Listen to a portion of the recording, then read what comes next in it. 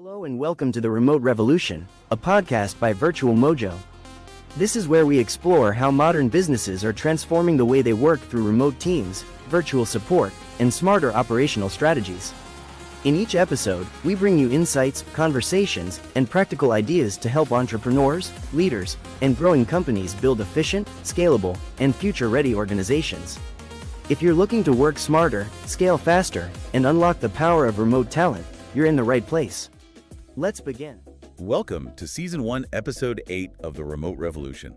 I'm your host, Anik, and alongside me today is our guest expert, Umaima. Today we talk about shared login credentials and remote workers, what the law says, and what the risk is. Hey, thanks for having me. I am really excited to get into this one. It's definitely a spicy topic. Oh, it really is. And, to kick off our deep dive today, I want you to do a little mental math right now. Oh, boy. Yeah, just sit there and count how many times you've logged into a billing platform or like a shared team email account, maybe a social media scheduler, using a generic handle. Something like admin or marketing 123. Exactly. Just purely to save, 5 minutes of your time.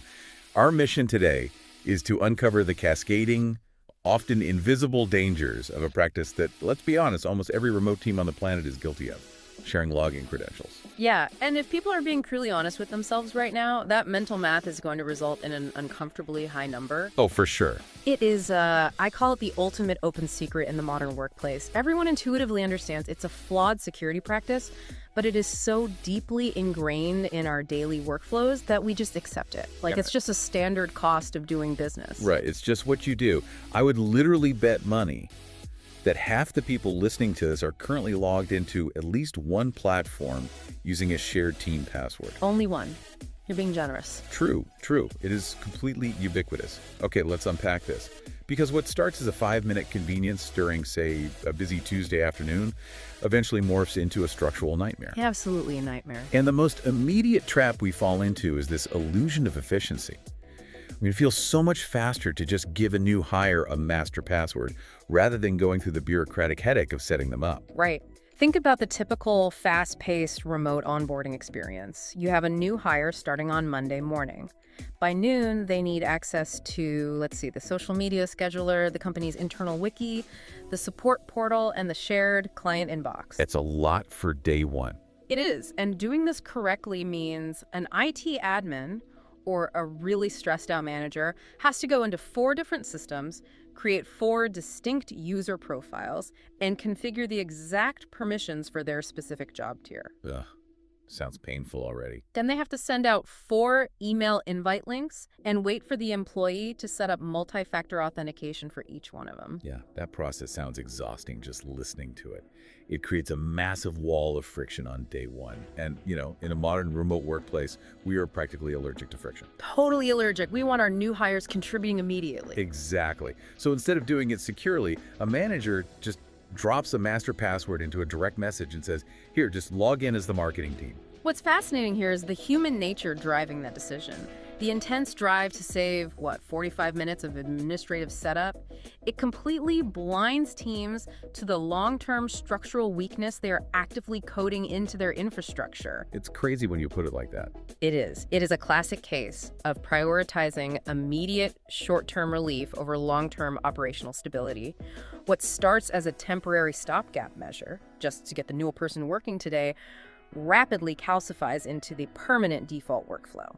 It almost feels like operational laziness disguised as the whole startup ethos of moving fast and breaking things. Oh, I love that. Moving fast and breaking your own security. Right. But when you break your own security protocols, the consequences are disastrous.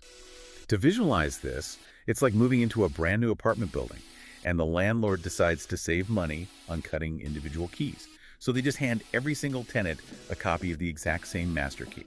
That is a terrifying thought. But yeah, on day one, the landlord feels brilliant. Everyone gets into the building. No one is locked out. The administrative overhead is literally 0. It feels like peak efficiency. Until day 50, right? When someone's flat screen television goes missing. And when you look at the security camera at the front door, you see a master key was used you have absolutely no idea who used it. Because everyone has the exact same key. Exactly. You have engineered a system where accountability is impossible by design. And that lack of accountability is the core operational breakdown. I mean, if 5, 10, or 20 people are all logging in through the same generic portal, tracking who took what action within the software becomes impossible. Because the software just sees the generic login. Right. To understand why, we have to look at how software tracks human behavior. Every modern platform relies on system logging to create an audit trail. When a user logs in, the system assigns a unique session token to that specific user ID. Okay, so a digital footprint. Yes, it ties every click, every download, every single deleted file back to that credential. So by sharing a credential, you are essentially intentionally breaking that chain of custody at the code level. It reminds me of bank robber. Bank robbers, okay, I'm listening. Imagine a team of bank robbers who all walk into a bank wearing the exact same identical plastic mask. The security cameras, which are your system logs, are working perfectly. They are recording every single movement. But the footage is useless. Totally useless. Yeah. Because everyone is wearing the admin mask, the footage can't identify the culprit. The system successfully recorded that admin deleted the Q3 marketing database, but it can't tell you which human being was actually sitting at the keyboard. That is such a good analogy. And in a distributed remote environment, that danger multiplies exponentially. Remote teams lack the physical oversight of an office, meaning they rely entirely on these digital footprints to understand their workflow. Yeah, there's no looking over someone's shoulder. Exactly. So when you introduce shared logins, you trigger what we can call a remote multiplier effect. You might have someone in London logging out of the generic account, someone in Tokyo logging in, and someone in New York making a critical error, all under the exact same digital mask. Wow, so the IPs are just bouncing everywhere. Bouncing all over the globe, which, by the way, often triggers automated security lockouts anyway. And when an error inevitably happens, it is entirely untraceable. Okay, let me push back on this for a second, because I know there are founders listening who are mentally playing devil's advocate right now. Oh, I'm sure they are. Let's hear it. What if we were talking about a small, tight-knit, remote startup? Say 3 or 4 people who built the company together. They trust each other implicitly. They are on video calls constantly. They share everything. The whole we are a family vibe. Right, exactly. Yeah. Surely, in that highly specific, high-trust scenario, sharing a login isn't a massive deal. It's not like they are a faceless, 1,000-person corporation where people don't know each other. See, this raises an important question about the fundamental difference between human intent and operational reality. Trust is a fantastic asset for team morale, but trust is entirely irrelevant to system architecture. Ouch. A hard truth for the founders right there. It's true. Trust does not prevent a tired employee from making a fat finger mistake at 2 in the morning. Even in a team of 3 best friends with the purest intentions, if an untraceable mistake occurs, like, say, paying a massive vendor invoice twice, you cannot investigate it to find the root cause. Because it just shows that admin paid it twice. Exactly. Did user A misunderstand the invoicing software, or did user B accidentally change an auto pay setting? If you cannot identify the behavioral root cause of an error, you are mathematically doomed to repeat it. Man, so the we are a family defense is ultimately useless against a lack of system visibility. The software doesn't care how deep your camaraderie goes. It just registers that a ghost clicked the pay twice button. A very expensive ghost. Yeah, really expensive. And while a duplicated payment or a deleted internal memo is a severe headache, it is something a business can eventually fix and recover from. Sure, you can reverse a payment usually. Yeah. But a deleted internal memo is just the shallow end of the pool. The stakes change entirely when that untraceable ghost alters a client's financial records or accidentally exposes personal health information. Oh, wow. Yeah, that's a whole different ballgame. Suddenly, you aren't just trying to figure out an annoying internal mistake. You are dealing with external legal scrutiny, which brings us directly to the compliance and security domino effect. The leap from a simple operational annoyance to a full-blown compliance disaster is terrifying. Just imagine a scenario where a major enterprise client, or perhaps a federal regulator, contacts your business because sensitive data was altered or leaked from your platform. Panic mode activated. Seriously. They demand an audit log to see exactly who accessed the file. And you have to sit across from them and admit that your entire remote team logs in as Marketing 123, and you literally cannot produce a cohesive chain of custody. It is entirely indefensible. I mean, from a regulatory standpoint, it is viewed as gross negligence. Data privacy laws across the globe, whether it's GDPR in Europe, HIPAA in the United States, or various financial regulations, they all require strict, unbroken tracking of user activity. No exceptions for tight-knit startups, huh? Absolutely zero exceptions. The law mandates that a business must be able to demonstrate control over its own systems. If you cannot definitively prove who is interacting with sensitive data within your network, you do not have control of your network. You fail the audit immediately. Man, failing an audit like that could sink a company. And if we connect this to the bigger picture, it isn't just about bureaucratic red tape or failing an audit. That lack of control actively degrades your security posture against malicious actors. Oh, completely. It's an open invitation. Because widespread sharing of a single password dramatically increases the surface area for a cyber attack. It's a simple numbers game. If one employee knows a password, the risk of it leaking is small. But if 30 employees know a password, the mathematical probability of a breach skyrockets. And trust me, hackers are well aware of this corporate habit. They know that shared accounts rarely have their passwords changed because coordinating a password update across 30 remote employees is incredibly annoying. Oh, it's the worst. Hey everyone, the new password is company name 2025. Right. And hackers use techniques like credential stuffing, where they take passwords leaked from other websites and just automate thousands of login attempts on corporate platforms. Since shared generic passwords are often weak, like you said, company name 2024, they're easily cracked. Yeah, that makes perfect sense. Furthermore, shared credentials are prime targets for phishing campaigns. Oh, phishing is huge here. Think about it. If a hacker sends a fake email asking to reset the admin password, and an entry-level contractor falls for it, the hacker now holds the master key to your entire billing system. It happens every single day. It is genuinely wild how many modern businesses handle highly sensitive intellectual property or client financials while operating their internal security, like a group of college roommates sharing a single streaming service login. It's a great comparison. The discrepancy between the value of the data being protected and the weakness of the locks is just staggering. When a data breach happens and investigators discover that basic access controls were ignored in favor of shared passwords, the financial and reputational penalties are exponentially harsher. Because it looks like you just didn't care. Exactly. Regulators penalize companies severely when a catastrophic failure was caused by something as easily preventable as a shared credential. So, assuming our listeners are currently experiencing a mild panic attack about their own systems right now, we need to talk about how businesses actually solve this. Yes, let's give them some hope. How do you untangle a web of shared passwords without grinding day-to-day operations to an absolute halt?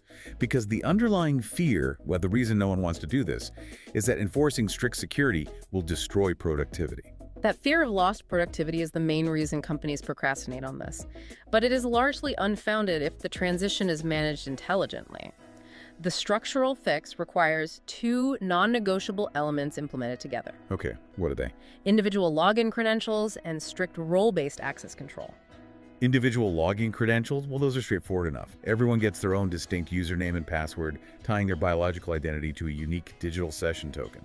But what does role-based access control actually look like in a practical day-to-day workflow? Good question. Does this mean a manager has to manually approve every single document an intern tries to open? Because that sounds like a nightmare. Not at all. Role-based access control, or RBAC, relies on the principle of least privilege. Principle of least privilege, okay. It means grouping system permissions based on a user's specific job function. Instead of manually approving documents, you configure the system so that users only see the specific modules they absolutely need to do their jobs. Oh, so they don't even see the stuff they shouldn't touch. Precisely. A marketing intern might need access to the billing platform to pay for social media ads, right? But under role-based access, their dashboard only displays the ad spend module. The tabs for the company's master payroll, executive expenses, and client invoices are completely invisible and inaccessible to them. Wow. So what does this all mean? Going back to my apartment building analogy, realizing a master key is a terrible idea might prompt a landlord to give everyone their own individual key. A step in the right direction. Yeah, that way the front door camera knows exactly who entered the building. But creating individual logins without implementing role-based access is like giving everyone their own individual key, but programming the locks so that every single key still opens every single door in the entire building. That is a phenomenal way to visualize the trap that many well-meaning companies fall into. They experience a false sense of security. They think they fixed it. They do. They successfully eliminate the shared password so they can theoretically track who is logging in.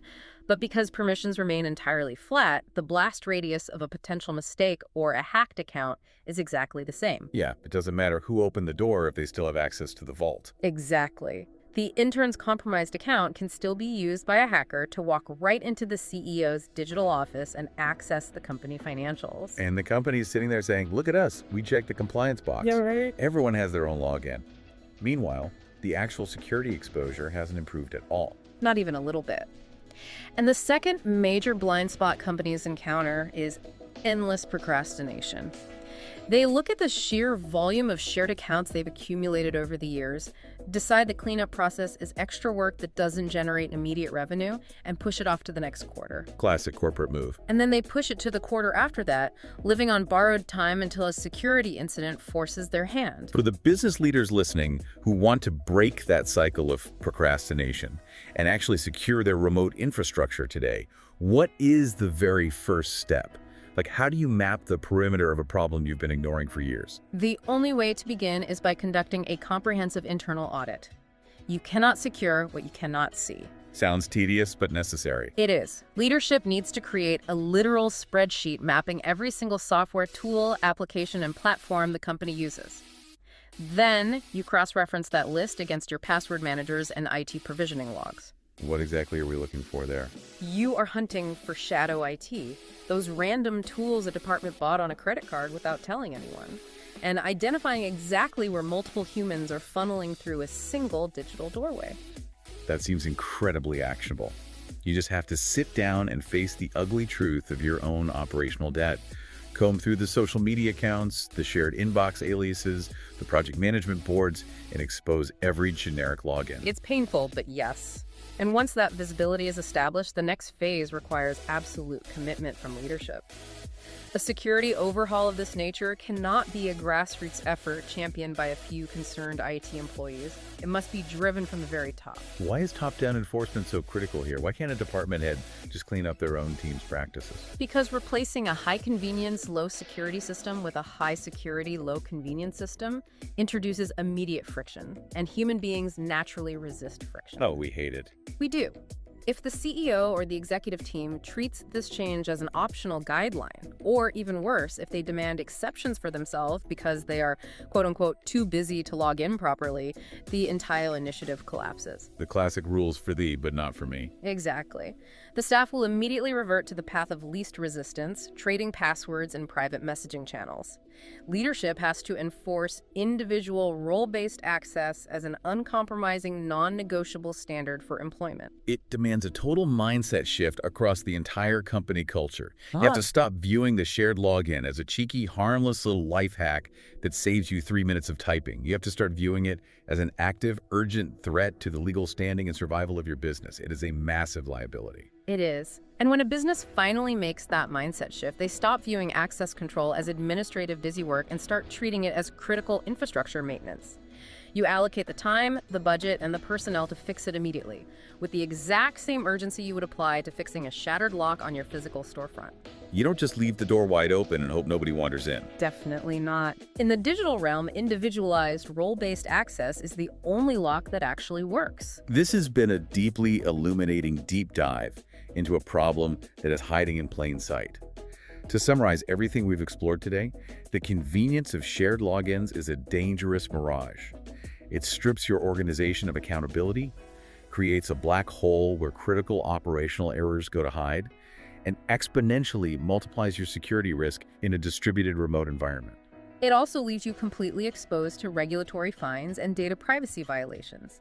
The foundational pillars of secure remote operations are total visibility into user actions and individualized control over access levels. Without those two elements, you are operating blindly. Visibility and individualized control. We challenge you to take a hard, unfiltered look at your own team's daily workflows today. Run that spreadsheet audit. Map out the shadow IT and the generic accounts. The sheer volume of exposure might genuinely shock you, but recognizing the vulnerability is the first step toward closing it. It is infinitely better to discover your own security gaps internally on a quiet Tuesday rather than having a federal auditor or a malicious ransomware group point them out to you. Absolutely. Now, to wrap up today's deep dive, I want to leave you with one final lingering thought to mull over. It builds on the chilling reality that temporary stopgaps become permanent fixtures. Think about the life cycle of an employee. Oh, this is a scary one. Very. If your entire business relies on shared credentials for crucial systems, what happens when an employee eventually leaves the company? Let's say 15 people know the master password to your primary customer database, and one of those individuals resigns. Even if they leave on excellent terms, you no longer just have an internal accountability problem. I have an external threat. Right. If you don't instantly coordinate a password change across the remaining 14 people, and realistically busy teams almost always forget to do this, you might unknowingly have a ghost wandering your digital hallways. They retain full, untraceable access to your most sensitive proprietary data long after their final paycheck clears. So ask yourself, how many ghosts are currently holding the master key to your business? Thanks for joining us on this deep dive. We'll catch you next time as we continue to extract the most important insights from the ideas that matter. Thank you for listening to The Remote Revolution. If you enjoyed this episode, make sure to subscribe and share it with other professionals who are building the future of work. To learn more about how Virtual Mojo helps businesses grow with highly trained virtual assistants and remote support teams, visit www.virtualmojo.com. For inquiries or collaborations, reach out to us at contact@virtualmojo.com. Until next time, keep building smarter systems and embracing the future of work.